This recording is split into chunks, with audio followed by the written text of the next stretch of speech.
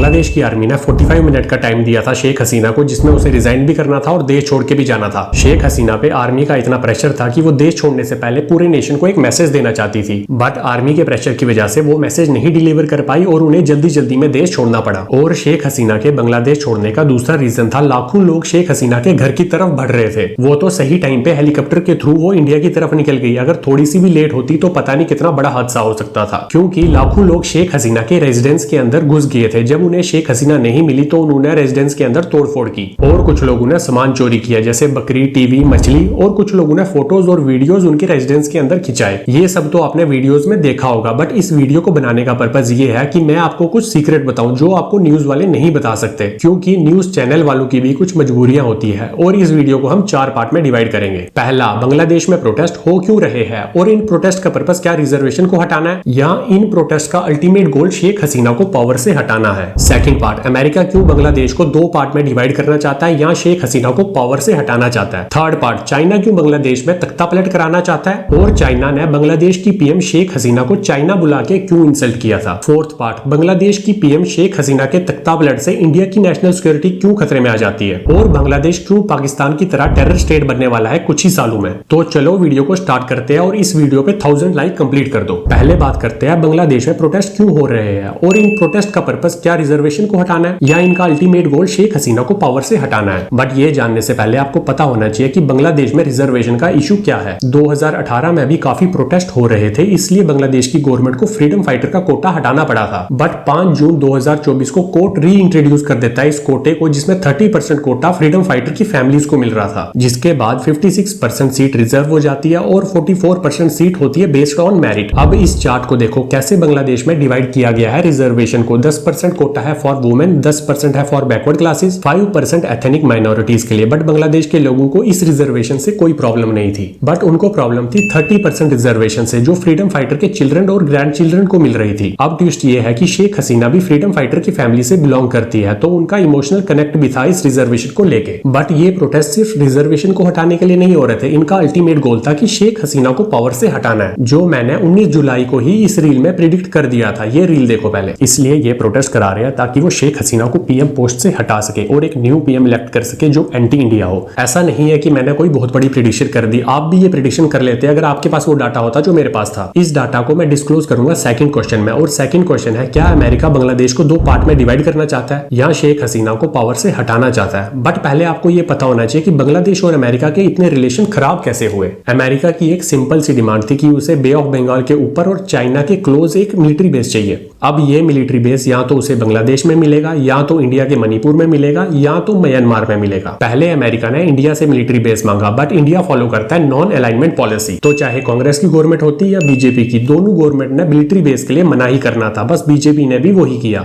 जिसके रिस्पॉन्स में अमेरिका ने इंडिया में आग लगाने की कोशिश की, जैसे खालिस्तान मूवमेंट, मणिपुर वायलेंस, और कनाडा के पीएम से मिलकर इंडिया पे असैसिनेशन का भी आरोप लगाया ताकि इंडिया पे प्रेशर जनरेट कर सके। बट इंडिया ने फिर भी मना कर दिया। जिसके बाद बारी आती है म्यांमार की। म्यांमार में पहले से ही डिक्टेटरशिप है और उनके रिलेशन चाइना से भी अच्छे खासे हैं, इसलिए अमेरिका को वहां पे भी मिलिट्री बेस नहीं मिला। लास्ट में बारी आती है बांग्लादेश की और अमेरिका अब डेस्परेट भी हो चुका है मिलिट्री बेस के लिए। अमेरिका पहले प्यार से मांगता है मिलिट्री बेस, बट बांग्लादेश भी मना कर देता है, जिसके बाद अमेरिका बौखला जाता है। जिसके बाद अमेरिका पाकिस्तान की एजेंसी के साथ मिलकर बांग्लादेश के लोगों को रेडिकलाइज करने लगता है और बांग्लादेश में प्रोटेस्ट कराना भी स्टार्ट कर देता है ताकि बांग्लादेश की गवर्नमेंट पे प्रेशर जनरेट हो सके। बट बांग्लादेश की एक फोर्स है रैपिड एक्शन बटालियन, ये शेख हसीना के कहने पे इतना स्ट्रॉन्ग एक्शन लेती है कि अमेरिका बौखला जाता है। के प्लांट किए हुए टेररिस्ट को मार देती है, गायब कर देती है और उन्हें जेल में बंद कर देती है। यूएस को जब पता लगता है तो यूएस इस फोर्स पे वीजा बैन लगा देता है और बांग्लादेश पे आरोप लगाता है कि वहां पे ह्यूमन राइट वायलेशन हो रहे हैं। जिसके बाद ढाका में यूएस के एम्बेसडर को समन किया जाता है और उनसे अपनी नाराजगी जाहिर की जाती है। बट यूएस को कोई फर्क नहीं पड़ता। इसके बाद यूएस बांग्लादेश की डेमोक्रेसी पे सवाल उठाता है और बांग्लादेश की फ्रीडम ऑफ प्रेस पे सवाल उठाता है और बांग्लादेश को बार बार तंग करता रहता है। बट अभी तक यूएस ने तख्ता पलट की इसलिए नहीं सोची क्योंकि बांग्लादेश में इलेक्शन आने वाले थे और और जैसे ही इलेक्शन आते हैं, अमेरिका पाकिस्तान की एजेंसी की मदद से पूरी कोशिश करता है कि वो शेख हसीना को फिर से पावर में ना आने दे, जिसकी वजह से शेख हसीना पे इतना प्रेशर क्रिएट हो जाता है कि शेख हसीना को इंडिया से मदद मांगनी पड़ती है,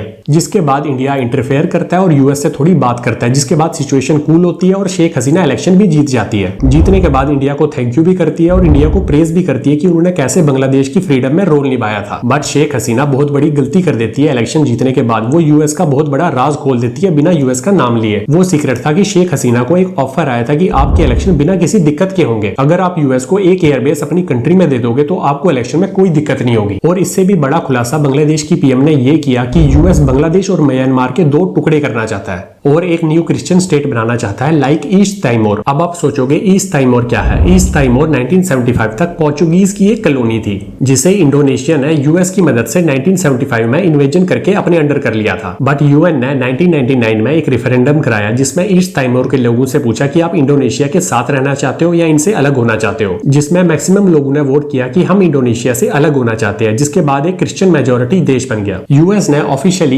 ईस्ट ताइमोर में मिलिट्री बेस या एयर बेस को डिक्लेयर तो नहीं किया है, बट आप समझ लो ईस्ट ताइमोर यूएस की एक कॉलोनी है। बस यही सेम काम अब वो बांग्लादेश और म्यांमार में करना चाहता है। और शेख हसीना ने बड़े स्मार्टली यूएस का प्लान भी एक्सपोज कर दिया और इंडिया के मणिपुर का नाम भी नहीं लिया ताकि इंडिया से कोई कंट्रोवर्सी भी ना हो। शेख हसीना ने यूएस का नाम लिए बिना यूएस का पूरा गेम प्लान एक्सपोज कर दिया पूरी दुनिया के सामने, जिसकी वजह से यूएस शेख हसीना पर बहुत ज्यादा गुस्सा है। अब वो इमरान खान की तरह ही शेख हसीना को भी पावर से हटा के फेंकना चाहता है। और कुछ ही देर बाद बांग्लादेश का एक कोर्ट ऑर्डर देता है कि 30% रिजर्वेशन फ्रीडम फाइटर के चिल्ड्रंस और ग्रैंड चिल्ड्रंस को फिर से दिया जाएगा, जिसमें बांग्लादेश की गवर्नमेंट का कोई हाथ नहीं है। बट इस ऑर्डर के बाद प्रोटेस्ट किसके अगेंस्ट स्टार्ट होते हैं? शेख हसीना के अगेंस्ट, जैसे शेख हसीना ने ऑर्डर दिया हो। ये पूरा ऑर्डर कोर्ट का था, बट माहौल ऐसा बनाया गया कि शेख हसीना ने इस रिजर्वेशन को वापस लाया और इन प्रोटेस्ट में 440 लोगों की जान चले गई है। और ये डाटा ऑफिशियल है, अनऑफिशियल का तो पता ही नहीं। और इतने प्रोटेस्ट के बाद इस रिजर्वेशन को कैंसिल भी कर दिया गया, बट फिर भी प्रोटेस्ट नहीं रुके क्योंकि उनका मेन गोल शेख हसीना को पावर से हटाना था, जिसमें 5 अगस्त को वो कामयाब होते हैं। बट आपके मन में एक क्वेश्चन आना चाहिए, अमेरिका को क्यों बांग्लादेश, इंडिया और म्यांमार में मिलिट्री बेस या एयर बेस चाहिए था? अमेरिका मिलिट्री बेस के लिए डेस्परेट इतना इसलिए है क्योंकि अमेरिका नजर रखना चाहता है चाइना पर भी और इंडिया पर भी। हाँ, ये बात सच है कि अमेरिका इंडिया का फ्रेंड है, बट अमेरिका किसी का भी सगा नहीं है। और अगर अमेरिका को मिलिट्री बेस मिल जाता है इस रीजन में तो ऑटोमेटिकली इंडिया की इंपॉर्टेंस कम हो जाएगी अमेरिका के लिए। और अगर इंडिया अमेरिका की बात नहीं मानेगा तो अमेरिका के लिए बहुत ही आसान हो जाएगा इंडिया को डिस्टेबलाइज करना